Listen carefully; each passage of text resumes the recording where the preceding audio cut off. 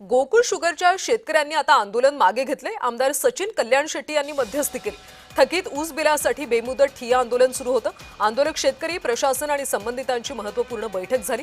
येत्या 4 दिवसात थकीत रक्कम देण्याचं आश्वासन देण्यात आलं।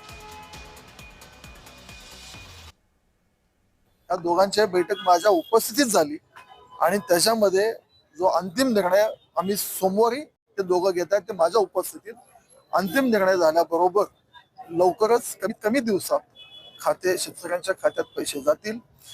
कारखान्याच्या मालकाने असं काही केलं नाही तर त्याच्यावर गंभीर गुन्हा दाखल करून त्याच्या प्रॉपर्टीवर कारवाई करण्याचं आश्वासन माननीय जिल्हाधिकाऱ्यांनी दिलेले आहे। पण तशी वेळ न येऊ देता लवकरात लवकर पैसे जमा करू असं हे कालच्या बैठकीत निर्णय झालेला आहे आणि त्यांच्या शब्दाबद्दल मला खात्री आहे, कारण त्यांनी शब्द दिल्यामुळे आम्ही हे आंदोलन तात्पुरतं स्थगित करत आहोत।